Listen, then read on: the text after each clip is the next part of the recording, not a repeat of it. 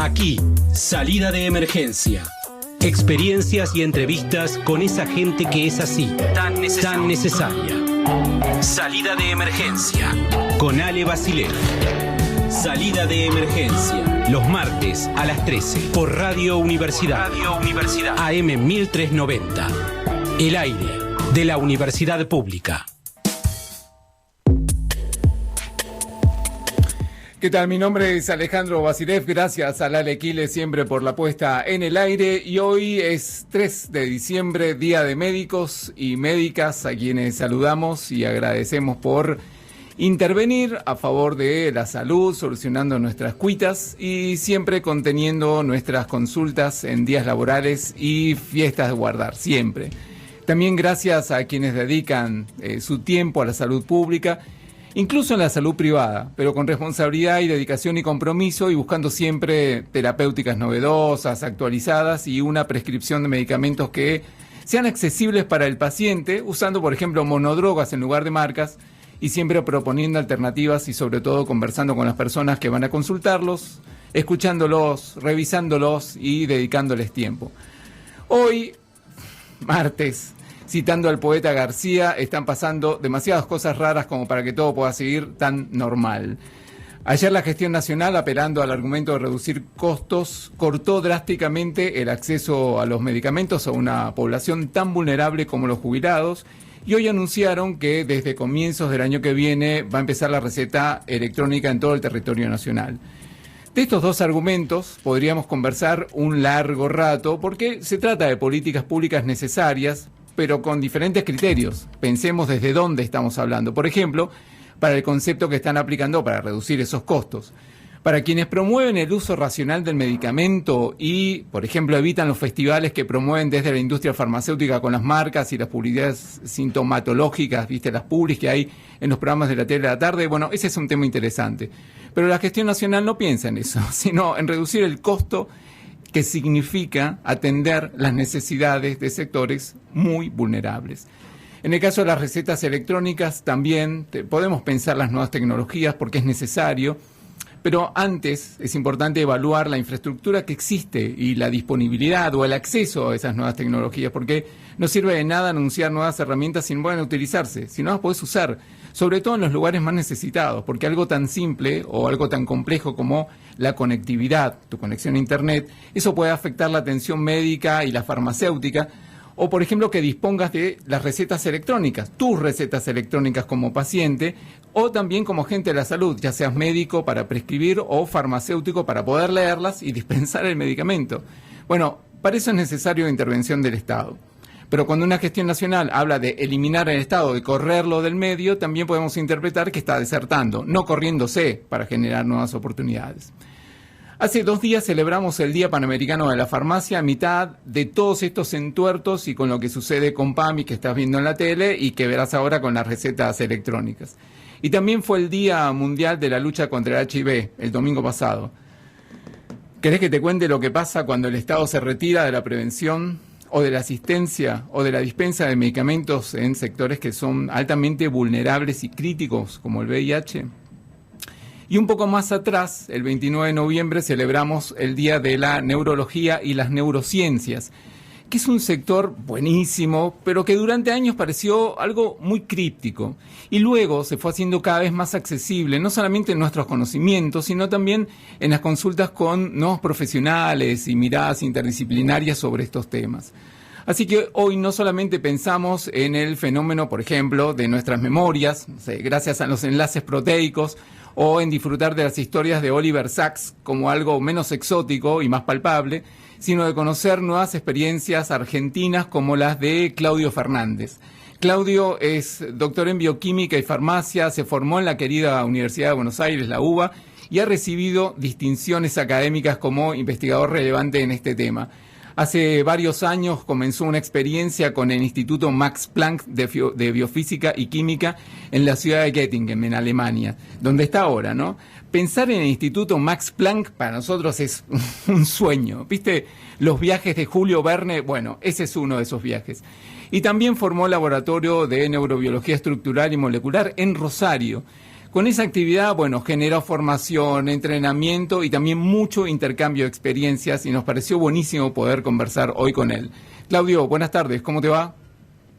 Buenas tardes, gracias por el contacto, te estuve escuchando muy atentamente. ¿Cómo, estás en Göttingen ahora? Estoy en Göttingen ahora, desde hace prácticamente una semana que estoy acá y vuelvo la semana que viene. ¿Y cómo está por allá? ¿Hace un sol como acá o ves frío? Ya es de noche, a las 4 de la tarde ya no tenemos más sol, bueno, más sol es una manera de decir, porque en general está todo el día nublado. Ya no tenemos claridad a las 4 de la tarde y está haciendo un frío de la hostia, demasiado frío realmente ahora. Esta semana vamos a tener grados bajo cero, de temperaturas negativas, así que bueno, es así. Göttingen es así, Alemania tiene este clima. Contanos un poco esa experiencia, porque para nosotros es un sueño, estás compartiendo experiencias ahí en el Max Planck y es un lugar que para nosotros siempre parece eso, de una aventura lejanísima, el corto maltés, o la experiencia de poder hacer investigaciones en un lugar como el Max Planck.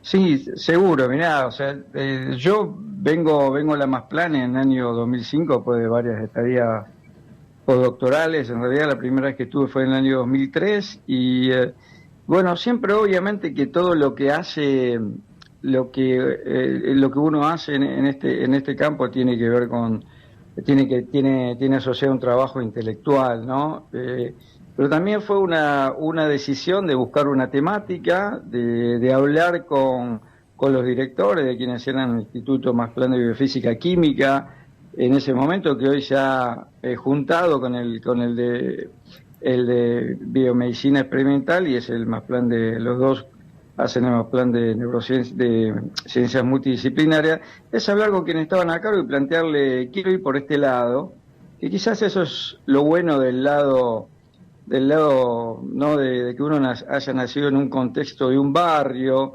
esa cosa que te da la calle, ese atreverte a decirle voy a plantear esto a una persona que ternada del premio Nobel, que tiene carácter de gobernador y a la semana de haber llegado. Y eso salió bien y realmente cambió mucho el perfil de investigación de la ciudad. Una ciudad que tiene 47 premios Nobel asociados. El último fue Stefan Hell en el año 2014. Si estamos a los 10 años, así que pronto se va a romper de nuevo esto y va a salir otro premio Nobel de acá. El último fue Stefan, conocido, y trabajé en su laboratorio también. Y tiene una ciudad que tiene 80.000 a 100.000 habitantes de movilidad, lo que se llama dinámica, porque son estudiantes y profesores. Es una ciudad universitaria, científica, y más o menos 60.000 habitantes estables, o sea que tenés un promedio de casi un premio Nobel cada 3.000 habitantes en la ciudad. Es un poco como vos decías, es la NASA de la investigación científica, donde todo científico quisiera estar, pero también quiero romper esto de la mente brillante, de que qué bueno el argentino que es, viste, la colapinteada, digamos, un poco, ¿no? O sea, claro. Perdóname la expresión. Está muy bien. Pero lo que quiero decir es, hubo un trabajo intelectual, pero es el fruto de un trabajo en equipo, y uno la primerió porque propuso, vamos por acá, pero son esas instancias que aparecen y se dan y vos la tomás o la podés dejar pasar. Yo la tomé, pero estaba preparado intelectualmente para ir adelante con eso, pero es un trabajo que tiene que ver en equipo y que marca un poco, sí, en este sentido, el hecho de que tampoco es verdad que hay una enorme diferencia entre un científico argentino y un científico alemán o un científico norteamericano. No hay una diferencia genómica ni genética. La genética ni la genómica no dice que nosotros somos menos capaces de generar resultados. La diferencia es el ambiente. La diferencia es el ambiente, lo que vos decías. La diferencia es la presencia de un estado presente. de una política pública presente que genere la infraestructura edilicia, que genere la tecnología, que genere los sueldos, que genere los subsidios y los incentivos para que el conocimiento básico pueda transformarse en un conocimiento aplicado. En definitiva, uno triunfa en Alemania por el ambiente, que es tan importante como el trabajo intelectual que uno pueda llevar adelante, y no triunfa en Argentina o desde Argentina porque no hay ambiente.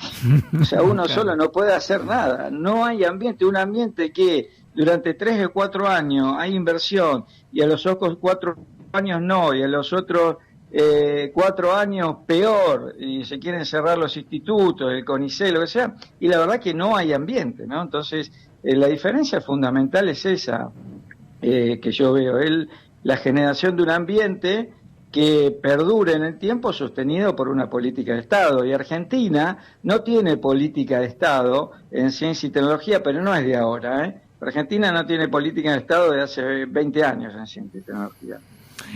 Una política persistente que atraviese todas las gestiones y que por todas las gestiones sea considerada esencial, como algo vital, como para poder no solamente profundizar investigaciones, sino además generar respuestas, ¿no? Exacto, mirá, yo antes de venir para acá, estuve visitando Brasil, que me invitaron del Congreso brasileño para visitar unos parques tecnológicos, para evaluarlos, y la verdad que Brasil nos ha pasado por encima. Los científicos brasileños venían a formarse con nosotros, y hoy, más allá de la breve interrupción que tenga que ver con Bolsonaro, han tenido una política científica sostenida en el tiempo, y la verdad que tecnológicamente todavía no desde el punto de vista de lo que es la creatividad del científico argentino. En eso yo creo que Argentina está todavía un escalón arriba o varios escalones arriba del quehacer científico de los colegas brasileros, pero tecnológicamente es inalcanzable Brasil para nosotros, inalcanzable. Cuando te conocí tu historia pensando en la neurociencia y en este contexto que estamos ahora, del que estamos conversando, pensaba cómo la negación de la importancia de estas investigaciones también tiene muchas otras secuelas, ¿no? Porque desaparece el respeto por la investigación, el saber disciplinado, y en lugar le empiezan a dejar espacios a las ciencias aplicadas a las autoayudas y a la mística. Entonces no solamente se deteriora la capacitación de quienes han dedicado muchos años a investigar para conseguir respuestas estructurales, soluciones aplicadas, no solamente en el área de la salud, sino en muchas otras, sino que además se empiezan a generar espacios que son bastante oscuros, ¿no? Por ejemplo, estas tendencias de las neurociencias como parte de las autoayudas y no como de una investigación disciplinada y estricta que necesita un entorno, como decís, no un entorno agradable para tomar mate, sino una inversión sostenida en el tiempo. ¿Lo ves ahora también desde lejos cómo toda esta noche de sectores tan conservadores está afectando incluso el saber científico? Sí, totalmente. Concuerdo plenamente lo que decís. Creo que parte de todo esto también tiene que ver con cómo la sociedad entiende el rol de un científico. Mirá, nosotros trabajamos con escuelas secundarias desde hace muchísimos años. O sea, las estadísticas no las publican y no las sacan porque no les conviene a quienes tendrían que mostrarlo, pero marcan una demanda de los estudiantes en la escuela y secundaria por tener ciencia en las escuelas altísima, altísima. Y la verdad que a los estudiantes cuando vos le ofreces eso, se interesan y se arman proyectos y derivan un montón de beneficios para los estudiantes y para el despertar de sus vocaciones científicas. Ahora, si el primer día que vos le preguntás al estudiante y te parás enfrente y le decís, si me cruzás por la calle, ¿pensás que soy un científico? No. ¿Cómo es un científico para vos? Y mirá, un tipo con los pelos parados, un guardapolvo, viejo, que no le da bola a nadie, aislado. Y bueno, viste, si la verdad la imagen que se tiene es esa, es jodido también, es complicado que las generaciones que vienen atrás se inclinen por hacer una carrera científica. Eso también hay que trabajarlo, porque en definitiva lo que vos decís, digamos, las próximas generaciones no lo comprarían, no duraría 3 segundos si tienen espíritu crítico y vienen trabajando desde hace rato en lo que es el pensamiento científico y el método científico. También me pareció muy interesante que hayas podido trasladar una parte de tu experiencia en Alemania y generar un espacio propio, coordinado, enlazado en Rosario. ¿Cómo fue esa historia del Instituto Max Planck, pero que tiene una sucursal, una sede, un espacio en Rosario? Sí, hay 2 laboratorios, uno ahora en Concepción, en Chile, y uno en Rosario. 2 laboratorios Max Planck de este tipo en Latinoamérica. Hace poquito abrió un laboratorio en Chile, que también el director es un argentino. Eso se construye con confianza, eso es confianza. Está claro que hay un trabajo intelectual, está claro que hay una capacidad y una producción científica a la altura de lo que es ser un miembro asociado del Instituto Max Planck de Ciencias Multidisciplinarias de Göttingen, está claro, pero es básicamente confianza. Yo no soy de Rosario, yo soy como vos dijiste, yo me recibí en la UBA, yo nací a 7 cuadras de lo que es la Villa 1114 hoy, donde está la cancha de San Lorenzo. La cancha del club más glorioso que tiene el fútbol argentino, por supuesto. Sí, soy cuervo. Muy bien. Desde la cuna, así como toda mi familia. Y bueno, pero me parece que cuando a mí me ofrecieron, se empezó a hablar de volver a la Argentina, me parece que es súper importante la federalización de la ciencia y no la concentración de la ciencia y de un montón de otras cosas como sucede en Buenos Aires. Entonces yo decidí correrme, salirme. Obviamente me hubiera gustado irme a La Quiaca, pero si a mí me ponen la tecnología en La Quiaca, voy a La Quiaca. Es muy complicado por la construcción del país. Entonces Rosario está a 300 kilómetros, había una buena masa crítica de investigadores, gente joven. Decidí instalarme ahí. No fue súper bien, no fue muy bien. Hoy tenemos un doctorado binacional con la entre la Universidad Nacional de Rosario y la Universidad Nacional de Göttingen, que da doctorandos con doble titulación. Hoy tenemos, aparte de la investigación científica, somos un grupo líder en lo que es la enfermedad de Parkinson, pero fíjate lo que pasa, ¿no? O sea, yo vengo a Göttingen y tengo una conferencia acá, una conferencia allá, reunión con este. Yo voy a Rosario, estoy en Rosario, a nosotros no nos conoce nadie. No nos conoce nadie. Yo no es por nada, pero digamos, uno de los hitos de Parkinson, de la enfermedad de Parkinson, tiene que ver con que la hipótesis de que la proteína que causa la enfermedad en Parkinson es la proteína alfa-sinucleína. Sobre esa línea trabajan miles de grupos de investigación en el mundo, y hay una reunión científica que se llama Synuclein Meeting, que se desarrolla cada 2 años. Para hacer eso, lo primero que tenés que hacer, o para poder avanzar, es conocer cómo es la proteína. Si vos querés defenderte algo, tenés que saber cómo es. Si vos no sabés cómo es imposible saber cómo te va a atacar, y es imposible conocer cuál es el talón de Aquiles al cual le tendrías que dirigir, en este caso los fármacos, los compuestos, etcétera. Bueno, este servidor fue quien determinó la estructura de la proteína alfa-sinucleína en Göttingen en el año 2005 con Marcus Schwestecker. No nos conoce nadie en la Argentina. Esto no se sabe en la Argentina, ¿entendés? Entonces, es complicado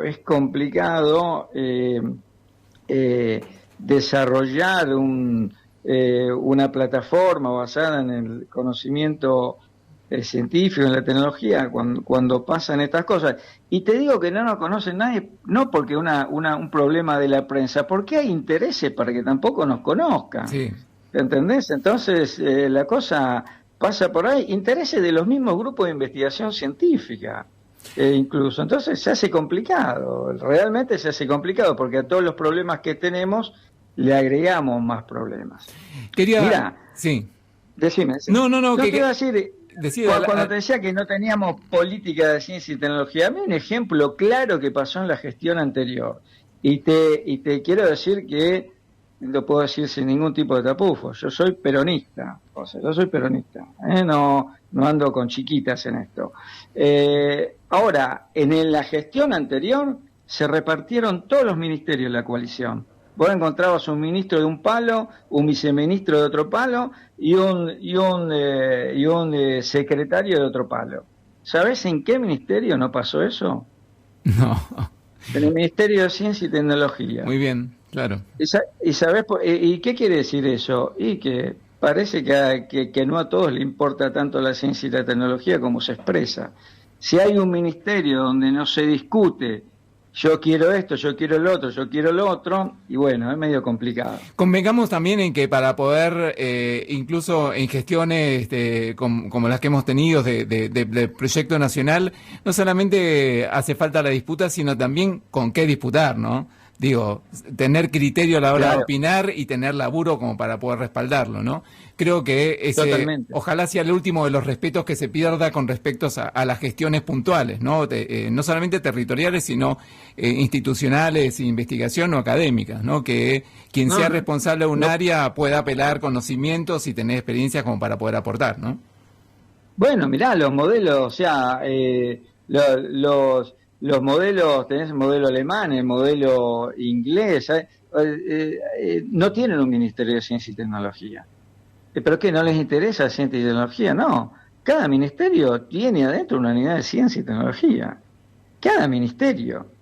¿Entendés? Y a su vez, si hay 10 ministerios, hay un jefe de esas unidades científicas adentro de los ministerios, que es el que recoge toda la información y habla con el primer ministro o con el presidente. ¿Entendés? Pero entonces también hay que modernizar las estructuras. Estás escuchando a Claudio Fernández desde Göttingen, en Alemania. Claudio es doctor en bioquímica y farmacia. Ha crecido en la querida Universidad de Buenos Aires, es argentino, está en Göttingen, en Alemania. Como él mismo lo dijo, es uno de los investigadores que descubrió la importancia de la proteína y ese concepto de proteína en uno de los males que siempre parece completamente etéreo y lejano, como es el Parkinson. Y lo otro que me parecía interesante de tu investigación y la difusión y la presencia que has tenido, veo, en algunos espacios también, para conversar con alumnos, con docentes y con investigadores, es acercar tu conocimiento en dos partes. En principio, porque cada vez que hablamos de enfermedades o patologías como el Parkinson, la primera respuesta siempre es medicamentosa. Y en ese lugar entramos a un carnaval interminable de la industria farmacéutica, ¿no? Entonces, en ese sentido quería, como si el único acercamiento fuera ese. Entonces, antes de irnos, porque nos quedaremos charlando mucho más tiempo, pero se va acabando el programa, que es contanos un poquito la importancia de esa palabra proteína, que también en los últimos años proteína es un sinónimo de un montón de cosas, ¿no? Pero centrémonos en esto y en lo que encontraste con respecto a una enfermedad neurodegenerativa como el Parkinson. Mirá, todas estas patologías, Alzheimer, Parkinson, incluso algún subtipo de diabetes, la enfermedad de la vaca loca, todas estas patologías, la responsable es una proteína que funciona bien y en determinado momento comienza a funcionar mal, y esa disfunción hace que la proteína forme un agregado como si fuera un gel. Y eso empieza a matar a la célula que la contiene. En el caso del Parkinson es la neurona dopaminergia, entonces uno tiene trastornos de movimiento, básicamente. En el caso del Alzheimer son neuronas de la corteza cerebral, y entonces uno tiene trastornos conductuales, y así podríamos seguir. El fenómeno es ese, la transformación de una proteína funcional que tiene una determinada función, que la célula la produce para que tenga determinada función y le permita cumplir su ciclo vital, pero que en determinada circunstancia mata a la célula que la creó. Y eso tiene que ver con la vejez, y eso tiene que ver un 10-15% con la genética, y eso tiene que ver otro porcentaje muy alto que estamos viendo de unos 15 años a esta parte con factores ambientales, uso de yacimientos miníferos en Chile, la actividad agropecuaria, herbicidas, todo ese tipo de pesticidas y todo ese tipo de cosas que hace que las personas que vivan expuestas en zonas rurales desarrollen síndrome de parkinsonismo a los 40 años, ¿no? Que no debería. Entonces, es multifactorial este tipo de patologías, y sí, es eso, básicamente, para poder impedir que la proteína se transforme de un estado inocuo a un estado tóxico, vos tenés que saber cómo es en el estado inocuo, cómo es en el estado tóxico y tratar de impedir, atenuar, inhibir, enlentecer, retardar esa transformación. Y para retardar eso lo primero que tenés que hacer es cómo es la proteína cuando es buena, cuando es funcional. Bueno, ese conocimiento lo generamos nosotros en el año 2005. Recién ahora, en estos últimos años, con el advenimiento de una tecnología muy importante, que es la criomicroscopía electrónica, se tiene muchísima más información y muy detallada de la forma tóxica de la proteína, es lo que se llaman fibras amiloides. Así que se ha avanzado muchísimo en los últimos 20 años. Hay fármacos que están en fase 2, en prueba, hay fármacos que llegaron a fase 3 y se cayeron. Hay hace poquito un anticuerpo para el Alzheimer que fue aprobado en Estados Unidos. Se está avanzando, es lento porque aparte son enfermedades multifactoriales, que hay muchísimos factores y mecanismos diversos por el cual la proteína transforma su forma funcional inocua en su forma tóxica agresiva que termina matando la célula que la generó. O sea que es un proceso que se puede prever y se puede evitar, digamos, consiguiendo el desarrollo de sus investigaciones. Sí, de hecho nosotros, de hecho hoy acá en Göttingen hay 2 compuestos que están en fase 2, que son compuestos que han pasado por la investigación in vitro y modelos animales y eso. Nosotros básicamente lo que hacemos en Rosario es trabajar in vitro y con modelos celulares, y ya para modelos animales venimos a Göttingen y hacemos las cosas más complejas cuando hay que hacerlo acá, fases preclínicas en Göttingen, porque digamos económicamente es algo muy lejos todavía para nosotros, pero está todo bastante más aceitado. Nosotros incluso tuvimos un proyecto para generar un diagnóstico precoz de las patologías, que implica trabajar con líquido cefalorraquídeo de pacientes y poder decirle al paciente a los 30 años, usted va a tener Parkinson a los 60, pero tenemos que empezar ahora a movernos para que usted el Parkinson lo desarrolle a los 90, si llega a los 90. Entonces, y retardar eso. Pero bueno, te encontrás con comité de ética en Argentina, donde tenés que hablar con obispos, con clérigos, con abogados, y que está bien, pero sí, pero ya sabés de dónde arranca, claro.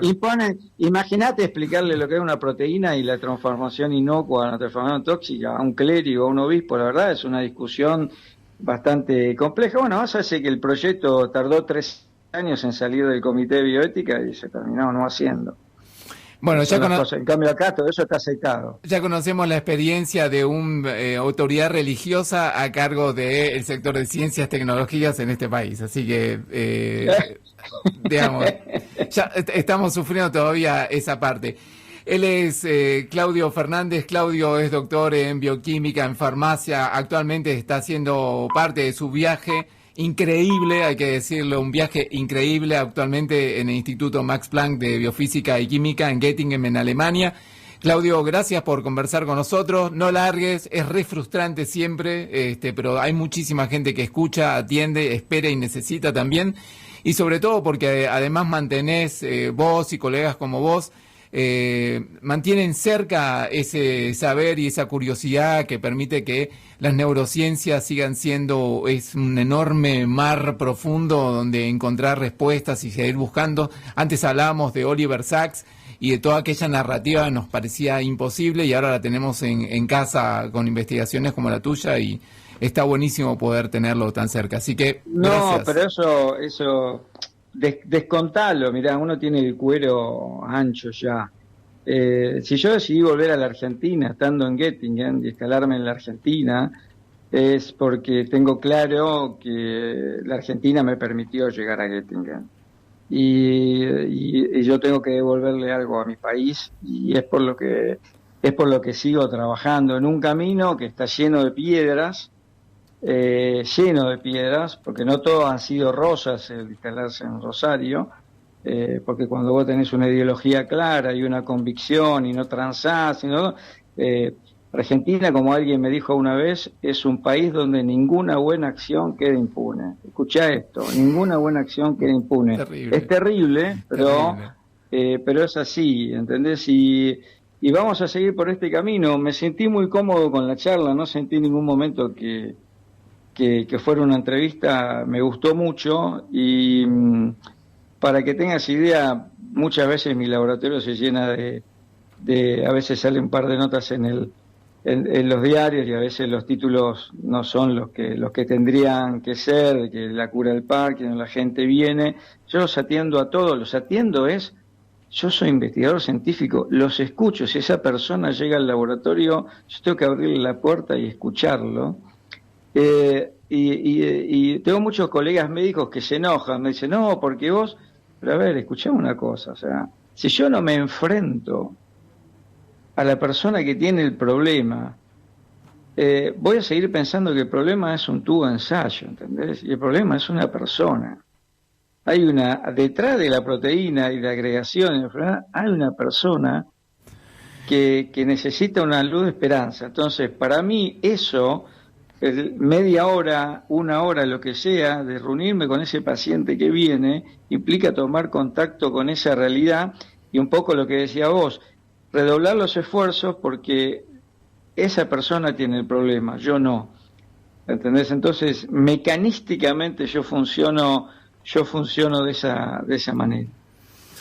Claudio, de vuelta, un abrazo, ya charlaremos nuevamente y muchísimas gracias. Las veces que quiera, lo único que te pido es que de fútbol por ahora no hablemos. Mantengamos el silencio, claro, sí. Mantengamos un silencio saludable sobre el ciclón. Pero bueno, ya volveremos, como todo pasará. Así que ya volveremos a hablar. Todo pasará. Un abrazo enorme de Ciudad Gótica. Gracias, un abrazo. Hasta la próxima. Hasta luego. Aquí, salida de emergencia. Experiencias y entrevistas con esa gente que es así, tan necesaria. Salida de emergencia, con Ale Basilev. Salida de emergencia, los martes a las 13, por Radio Universidad. AM 1390. El aire de la Universidad Pública.